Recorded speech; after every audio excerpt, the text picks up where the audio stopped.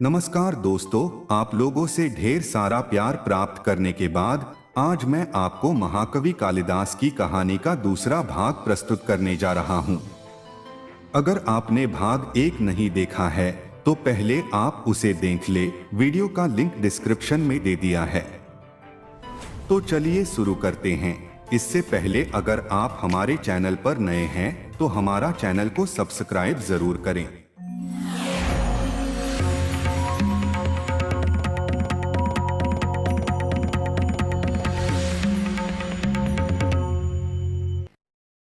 दोस्तों, भाग 1 की प्रस्तुति में आपने देखा था कैसे मूर्ख कालिदास राजकुमारी विद्योत्मा को शास्त्रार्थ में हराकर उससे विवाह कर लेते हैं। परंतु जब राजकुमारी विद्योत्मा को कालिदास की मंद बुद्धि का पता चलता है तो वह अत्यंत दुखी हो जाती हैं। तत्पश्चात राजकुमारी विद्योत्मा कालिदास को धिक्कार कर घर से निकाल देती है और कहती है कि जब तक कि तुम सच्चे पंडित नहीं बन जाते घर वापस मत आना। अपमानित होकर कालिदास ज्ञान प्राप्त करने के लिए संकल्प लेते हैं और मां काली के मंदिर में जाते हैं।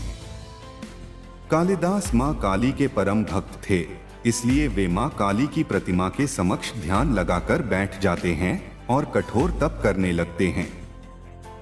कालिदास धीरे धीरे अन्न जल का भी त्याग कर देते हैं, परंतु फिर भी मां काली प्रसन्न नहीं होती। तत्पश्चात कालिदास अपना सर मां काली की चरणों में समर्पित करने के लिए तलवार उठाते हैं, परंतु मां काली प्रकट होकर कालिदास को रोक लेती है। कालिदास की भक्ति से प्रसन्न होकर मां काली उन्हें विद्वान पंडित बनने का आशीर्वाद देती हैं। कालिदास ज्ञान प्राप्त कर अपने घर पहुंचते हैं और अपनी पत्नी को ज्ञान प्राप्ति के लिए आभार प्रकट करते हैं। राजकुमारी विद्योत्मा बोलती है, इसमें आभार प्रकट करने की क्या आवश्यकता है, मैं आपकी पत्नी हूं। कालिदास बोलते हैं, तुम मेरी पत्नी थी, किंतु तुम्हारी वजह से मुझे ज्ञान की प्राप्ति हुई है, इसलिए अब तुम मेरी गुरु हो।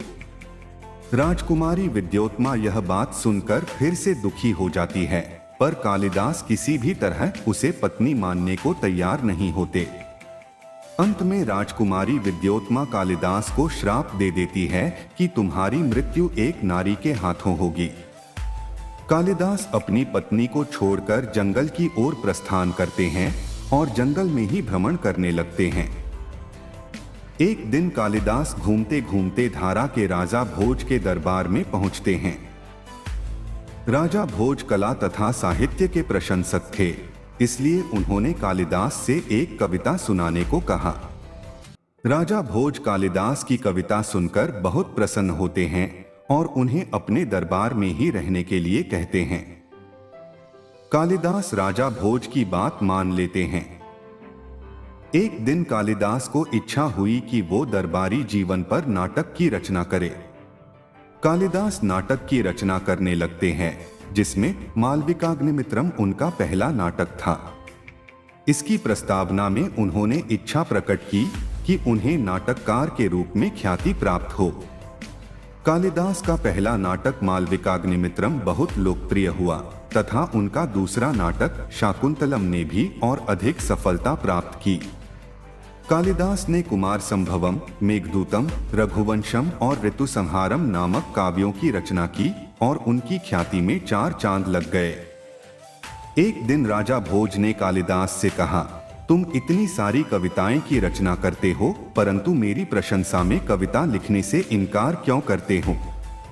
कालिदास ने कहा, महाराज, निस्संदेह आप एक महान राजा हैं, परंतु किसी नाशवान प्राणी की प्रशंसा करना कविता का लक्ष्य नहीं है। राजा भोज कालिदास की बात सुनकर नाराज हो जाते हैं और उनसे कहते हैं कि तुम मेरे दरबार में रहते हो, फिर भी अन्य कवियों की तरह मेरी गुणगान नहीं करते। कालिदास राजा भोज की यह व्यवहार से दुखी होकर राज दरबार को छोड़ देते हैं और किसी गांव में जाकर बस जाते हैं। कुछ समय बाद राजा भोज को पछतावा होता है और उनकी याद आने लगती है। तत्पश्चात राजा भोज कालिदास की खोजबीन शुरू करवाते हैं, किंतु कालिदास कहीं नहीं मिलते। एक दिन राजा भोज को कालिदास की खोज करने के लिए एक उपाय सूझता है। राजा भोज अपने राज दरबार में जाकर कहते हैं कि जो भी सबसे नवीन कविता सुनाएगा उसे 1,00,000 स्वर्ण मुद्राएं दी जाएगी। फिर राजा भोज राज दरबार के सभी पंडितों की सभा बुलाते हैं और उनसे कहते हैं कि जब तक कालिदास नहीं आ जाते तब तक आप लोग सभी कविताओं को पुरानी बताते जाना। कविता सुनाने के लिए राज दरबार में अनेकों कवि आते हैं, परंतु राज दरबार के सभी पंडित उस कविता को पुराना बता देते हैं। जब ये बात कालिदास के कानों में पड़ती है तो वो राजा की मन की बात भांप लेते हैं। कवियों को निराश होकर वापस लौटते देख उनको दुख होता है और वो राजा को कविता सुनाने के लिए सोचते हैं। कालिदास एक कविता की रचना करते हैं और किसी रास्ते चलते आदमी को बुलाकर कहते हैं, यह कविता राजा भोज को जाकर सुनाओ, उनसे कहना यह तुमने लिखी है, वे तुम्हें बहुत पुरस्कार देंगे। वह आदमी उनसे कहता है, परंतु मैं ना कोई कवि हूँ ना कोई विद्वान, मैं यह कविता कैसे सुना सकता हूँ। इस पर कालिदास कहते हैं, मेरी बात मानो और यह कविता जाकर सुनाओ, तुम्हें बहुत सारा धन प्राप्त होगा। वह आदमी कालिदास की बात सुनकर राजा भोज के दरबार में जाकर कविता सुनाने लगता है। कविता में कालिदास ने लिखा था, आपके पिता ने कभी मुझसे 91 करोड़ स्वर्ण मुद्राएं उधार ली थीं, जो अब तक आपने उस धनराशि को नहीं लौटाया है। राज दरबार के सभी पंडित यह कविता सुनकर सन्न रह जाते हैं। वह आदमी उन सभी पंडितों से पूछता है, आप सब ने मेरी कविता को पहले कभी सुना है क्या? राज दरबार के सभी पंडित असमंजस में पड़ जाते हैं। यदि हाँ कहते हैं तो राजा को 91 करोड़ स्वर्ण मुद्राएं देना पड़ेगा, यदि ना कहते हैं तो यह कविता नहीं मानी जाएगी। वह आदमी कहता है, यदि आपके विद्वानों ने मेरी कविता पहले न सुनी हो तो यह नहीं मानी जानी चाहिए और मुझे 1,00,000 मुद्राएं मिलनी चाहिए। राजा भोज उस आदमी की चतुराई से बहुत प्रसन्न होते हैं और उसे 1,00,000 स्वर्ण मुद्राएं देते हैं। राजा भोज उस आदमी से कहते हैं, क्या यह कविता तुमने खुद लिखी है? राजा की बात सुनकर वह आदमी थोड़ा घबरा जाता है। राजा बोलते हैं, डरो मत, यह धन अब तुम्हारा हो चुका है, सच सच बोलो, झूठ बोलोगे तो दंड मिलेगा। वह आदमी बताता है, महाराज यह कविता मैंने नहीं, गांव में एक विद्वान है, उन्होंने ही लिखी है। राजा समझ जाते हैं कि यह कविता कालिदास ने ही लिखी है। उस आदमी से पूछते हैं, तुम्हारा कौन सा गांव है, मुझे उस विद्वान से मिलना है। वह आदमी राजा भोज को कालिदास के घर लेकर जाता है। राजा भोज कालिदास से मिलकर कहते हैं, कालिदास, मैं समझ गया था कि यह कविता तुमने लिखी है, मेरी अनुचित बात भूल जाओ और दरबार में चलो। कालिदास राजा की बात मान लेते हैं और उनके साथ चलने के लिए राजी हो जाते हैं। इस मेल मिलाप के बाद भी उनमें मतभेद बने रहते हैं। जब भी कोई ऐसी वैसी बात होती, कालिदास कहीं चले जाते थे और बहुत मनाने के बाद ही लौटते थे। एक बार ऐसा हुआ कि कालिदास दरबार में आने से इनकार कर देते हैं। राजा भोज को यह जानने की इच्छा होती है कि कालिदास उनके बारे में क्या सोचते हैं, इसलिए राजा भोज भेष बदलकर कालिदास के पास पहुंचते हैं। राजा कालिदास को देखकर उनको प्रणाम करते हैं और उनसे कहते हैं कि मैं धारा नगर से आया हूं। कालिदास उन्हें पधारने के लिए कहते हैं और राजा भोज के बारे में पूछते हैं। राजा बोलते हैं कि उनका तो हाल में ही देहांत हो चुका है। कालिदास राजा की मृत्यु पर बहुत भावुक होते हैं और उनके गुणगान में एक कविता सुनाते हैं। तब राजा भोज अपने असली रूप में आकर बोलते हैं, कालिदास, आखिरकार आज तुमने कविता में मेरा गुणगान कर ही दिया।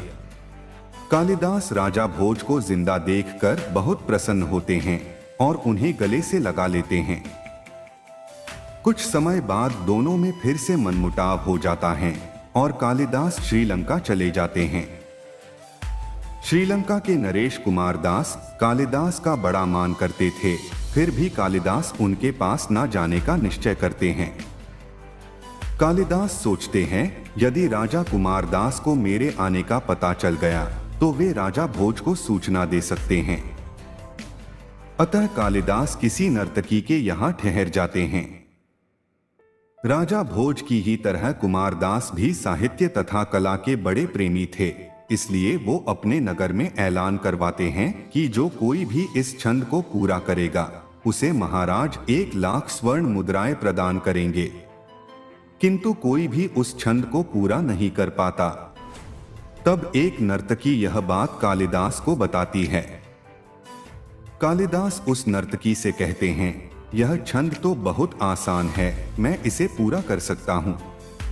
नर्तकी कालिदास से छंद की रचना करने के लिए कहती है। नर्तकी सोचती है कि इस छंद पर महाराज मुझे अवश्य पुरस्कार देंगे, किंतु यह कालिदास ले लेगा। इसलिए वह कालिदास को पीछे से छुरा भोंक देती है, जिससे कालिदास की मृत्यु हो जाती है। नर्तकी जब वह छंद कुमार दास को सुनाती है तो वो बहुत प्रसन्न होते हैं, परंतु कुमार दास छंद की शैली से समझ जाते हैं कि यह छंद कालिदास ने लिखी है। कुमार दास नर्तकी से पूछते हैं, क्या यह छंद सचमुच में तुमने लिखी है?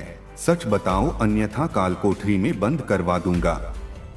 नर्तकी डर जाती है और बोलती हैं कि क्षमा करें महाराज, यह छंद मैंने नहीं लिखी है, मुझे लालच ने अंधा कर दिया था, इसलिए मैंने रचनाकार की हत्या कर दी है। कुमार दास तुरंत नर्तकी के साथ उसके घर जाते हैं और देखते हैं कि कालिदास का मृत शरीर जमीन पर पड़ा है। कुमार दास बोलते हैं, हे भगवान, थोड़े से धन के लोभ में इस दुष्ट नारी ने इस महान व्यक्ति के प्राण ले लिए। कुमार दास कालिदास का दाह संस्कार करवाते हैं। कुमार दास शोक से इस कदर डूब जाते हैं कि खुद भी उसी चिता में कूद पड़ते हैं, जिससे उनका शरीर भी जलकर राख हो जाता है। मेरे प्रिय दोस्तों, यहाँ कालिदास की कहानी समाप्त होती है। यह कहानी आपको कैसी लगी कमेंट में जरूर बताएं। धन्यवाद।